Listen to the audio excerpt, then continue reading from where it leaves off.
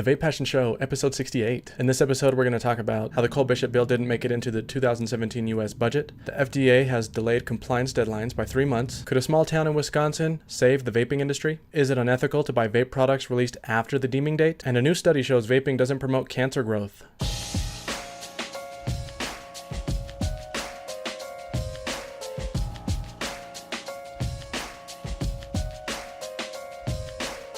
Hey, welcome back to the VapePassion Show. This is episode 68, and I'm recording this on Sunday, May 7th. If you're listening to the podcast right now on iTunes, you're missing out on seeing my big old beard being trimmed down, but you can check it out on YouTube if you care to see. I finally got my beard and hair cleaned up. So late last year in October, I decided that I wanted to grow my hair out for 6 months. The hair on top of my head, my beard, and my mustache. I trimmed my mustache a little bit, but nothing else. I've never grown out my beard before, so I wanted to see what it would look like. I didn't trim it at all, not even little touch-ups. And it got pretty wild. Well, that 6-month mark finally hit last Sunday, so on Monday morning before work, I immediately went to a fancy barbershop in downtown Denver and got a beard and haircut trim. So you have no idea how much better I feel after this. I really didn't like the way I looked with a beard, with the big beard. I really like a short beard. And as it gets hotter, I'll probably just shave my head off and trim my beard all the way down like I usually do in the summer. Nothing new going on with me as far as vaping goes. I'm still using the Predator 228 mod and the Icon RDA. It's a great combination, and yeah, I just love that setup. I did get an order of flavor concentrates in from eCig Express, but that's about it. So actually, I've been nerding out quite a bit this week. I started watching Luke Cage on Netflix, and I binge watched the first 6 episodes, and will probably binge watch the next 7 this week. That show is so good. If you don't know anything about it, it's a show based on the Marvel comic book superhero Luke Cage. In the comic book, Luke grew up in a gang in Harlem, but changed his ways as he grew older. His childhood friend, Stryker, continued a life of crime. Stryker's girlfriend became scared of the life that he was leading, and she left him for Luke. Stryker became enraged and planted heroin in Luke's home and then called the police on him, and Luke was sent to prison. In prison, Luke was subjected to an involuntary procedure which gave him superhuman strength. After he got this strength, he busted out of prison and returned to Harlem, where he became a superhero for hire. And that's pretty much the gist of it. The show sticks to that origin story for the most part, but there are some minor differences. The comic book was created during the blaxploitation era of the early 70s. Luke Cage was actually the first black superhero and main character of a comic book. So that's pretty cool. Anyway, the creators of the show did a great job of capturing that blaxploitation feel of the films of these days, and I really love that modernized funk and soul music that plays throughout each show. So each episode is an hour long, so you'll need to set aside a little bit of time to watch it, but it's absolutely worth it, and I highly recommend it. And then yesterday was National Free Comic Book Day across the United States, so I took my daughter and dragged my wife to a local comic book shop to get some free comics. It was a lot of fun. My daughter has a bunch of superhero capes and masks that she got for Christmas, so we dressed her up as Batgirl, and people loved her. She had a lot of fun too. We each got 3 comic books, and we met Stan Yan, who is the author of a children's book called There's a Zombie in the Basement. And Stan, he even read the book to her, which she loved. So we bought the book, and he drew a little zombie girl in it, and then signed it.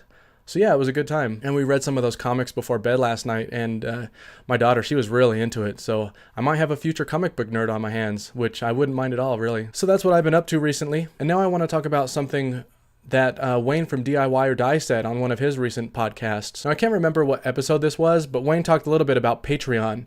He mentioned that he's noticed a lot of vape reviewers setting up Patreon accounts and asking their subscribers to donate without actually providing any additional value to their patrons.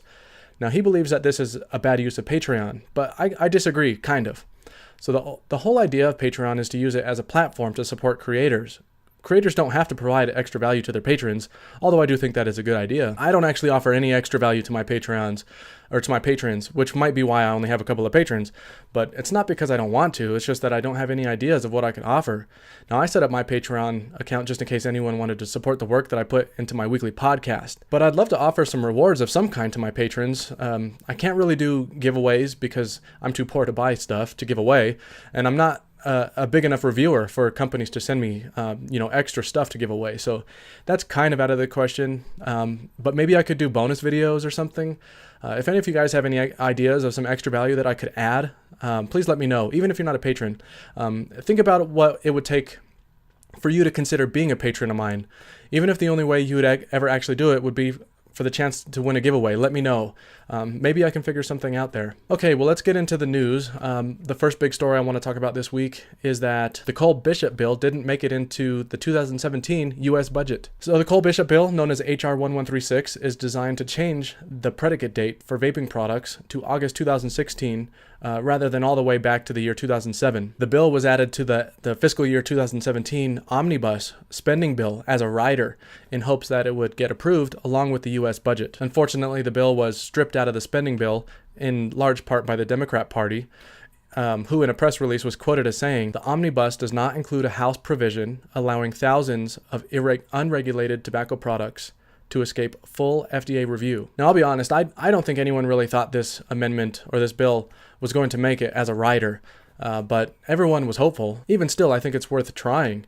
You don't make progress by giving up or remaining silent. We have to keep pounding that pavement and just making noise so that our voices are heard. Eventually, we'll win this fight. For now, advocacy groups like CASA and trade organizations like SAFATA are recommending that vapers continue their support for H.R. 1136.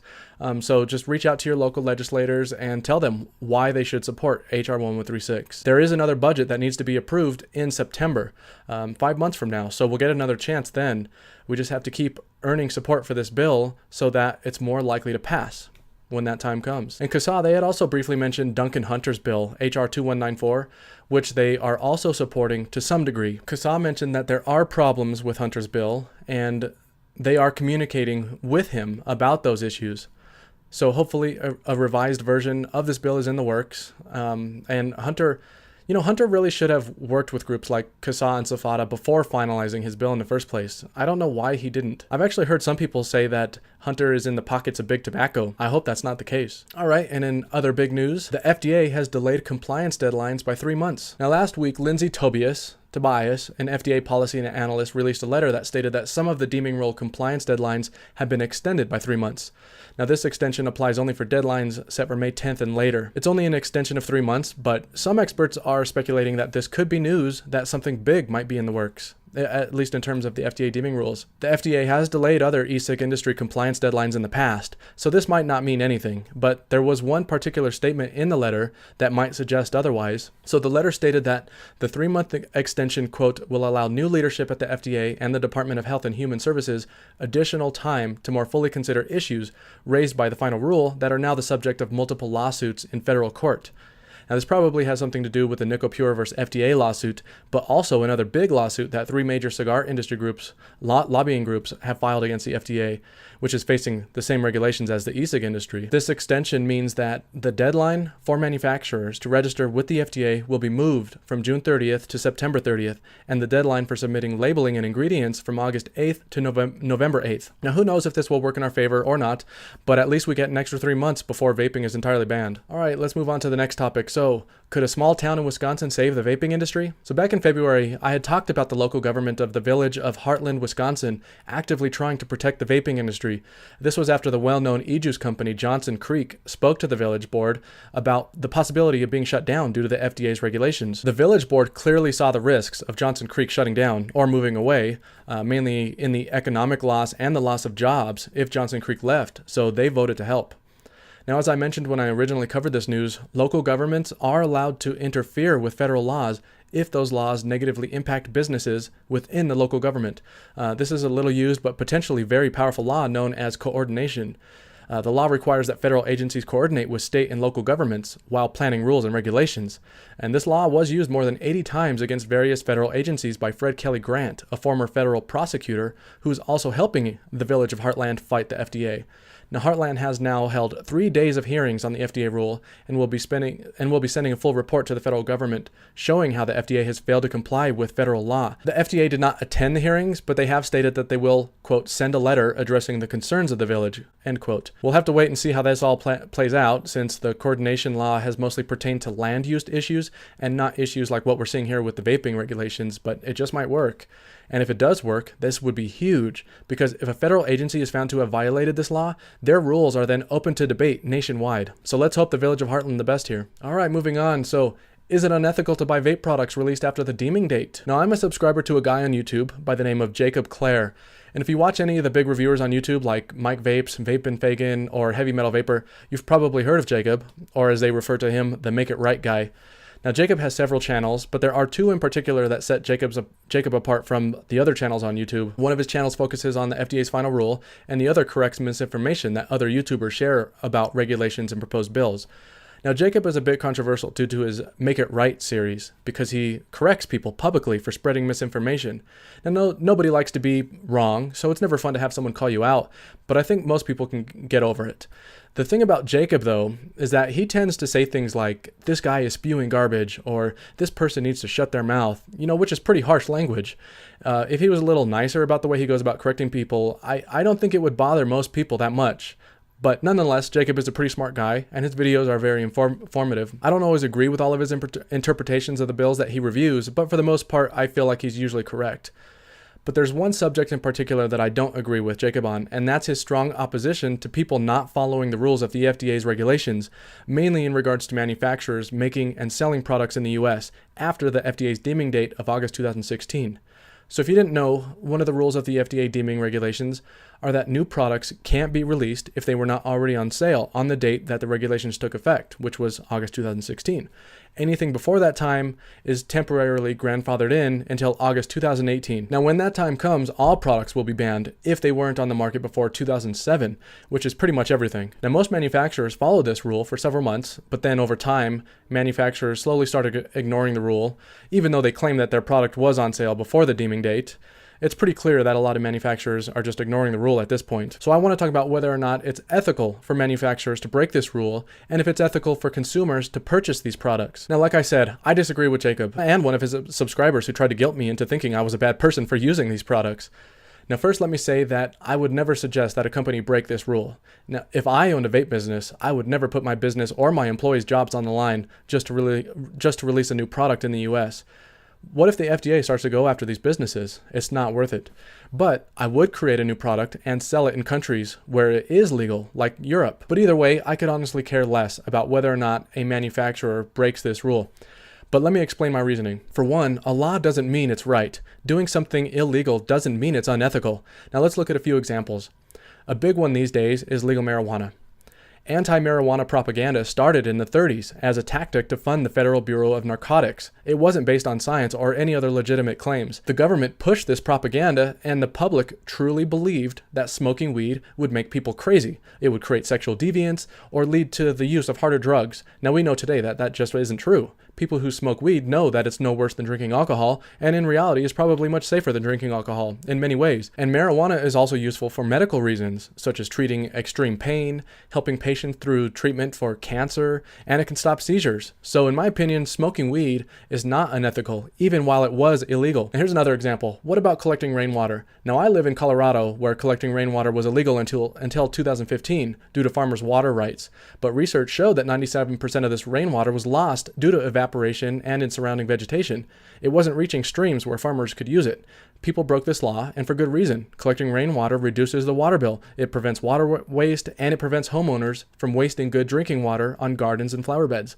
So was it unethical to break that law? I don't think so. And we can go back as far as the civil rights movement.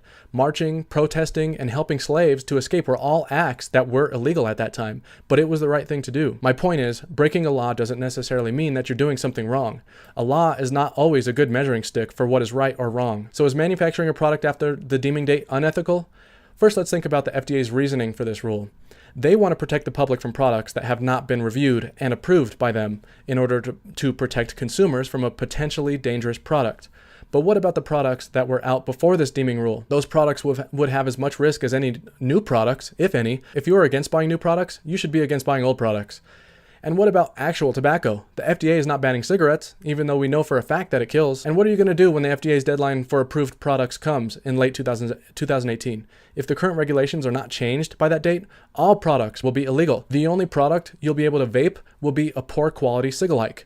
Most vapors will probably return to smoking.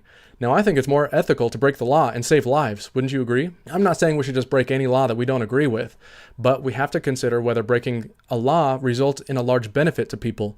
The main reason people use vapor products is to quit smoking or to prevent smoking. The more products we have on the market, the more likely a smoker is to find something that appeals to them, something that helps them quit smoking. Now sure, there are many great products on the market on and before August 2016, but vapor technology progresses very quickly. We have a lot of products on the market right now that might technically be illegal, but they are exactly what someone needs to keep them from smoking. And something else to point out is that a consumer buying a product that came out after the deeming date is not illegal. How is a consumer expected to know something like that anyway? That's the duty of the vape shop selling it. So in the end, no, I don't think there's anything wrong with breaking this rule. If you want to abide by that rule, that's your prerogative, and I'll respect your opinion. But don't act like you're a saint and you've never broken a law in your life. And don't forget that jaywalking, speeding, and not licensing your pets in your county are also laws that people break all the time. And Jacob, if you're watching this, I didn't mean for this to come off as an attack on you. It was simply an opinion of yours that I disagreed with, that I felt were sharing my own opinion on. There are many other people out there that do agree with you. I just wanted to explain why I don't agree. And if I haven't swayed your opinion on this in any way, I'd really love to hear your reasoning for your opinion on the subject. Who knows, maybe you'll change my mind. All right, moving on. So, a new study shows that vaping doesn't promote cancer growth. In a new research study, researchers have found that there is no evidence that electronic cigarette vapor promotes the development of cancer. Now, this is the first study of its kind that compares tobacco and electronic cigarettes. So just to be upfront, this study was developed by British American Tobacco. I'm not saying that the results are influenced by them, but like any research study, conclusions can be influenced by whoever's performing the research or funding it, in this case, a big tobacco company. The researchers used what's called the BAS42 assay, which is an in vitro short-term testing procedure designed to predict carcinogenicity, or in other words, a test to see if a chemical causes cancer. Now, this test can distinguish between both genotoxic and non-genotoxic carcinogens. Genotoxins cause irreversible genetic damage, while non-genotoxins do not act on DNA but can promote cancer growth in other ways, such as by affecting hormones. Genotoxins and non-genotoxins are important to explain here because this is part of the comparison test that these researchers did. Studies have already determined that cigarette smoke is genotoxic on in vitro cell testing. It directly affects DNA. Cigarette smoke also contains non-genotoxins and promotes tumor growth, which have been determined with in vivo or in-body tests. The researchers compared tobacco smoke to vapor produced by the Vape E-Pen electronic cigarette, which is a rechargeable BAT product, tested at 4 volts using 18 milligram nicotine e-liquid. The puffs from the e-cigarette were 3 seconds each. This study shows that levels of toxic aerosol emissions from the Vape E-Pen were 92 to 99% lower than that of a cigarette. The in vitro test found that vapor from the Vape E-Pen did not cause mutation or DNA damage to the cells, while the cigarette smoke caused strong mutations and DNA damage. They also found lower oxidative stress in human lung cells with vapor when compared with cigarette smoke. In the end, the researchers concluded that e-cigarettes are likely a safer alternative to cigarettes. Not something we didn't know already, but another positive study to add to our list. Okay, so that's all I have for this week. You'll find the show notes for this episode on VapePassion.com. Just do a search for episode 68. If you want to support the show, consider donating to my Patreon page at patreon.com/VapePassion. You can follow me on Twitter at VapePassion, and I'm also on Facebook if you want to leave me a comment. If you like this weekly show, please consider giving me a thumbs up on the video and subscribe to my channel if you're not already a subscriber. You can also subscribe to the podcast version of the show on either iTunes, Stitcher, or Google Play. If you'd like to get notifications of new reviews or of the show, you can sign up to receive my weekly email on VapePassion.com. And if you have any questions or comments, feel free to email me anytime at alex@VapePassion.com. All right, I'll see you next week.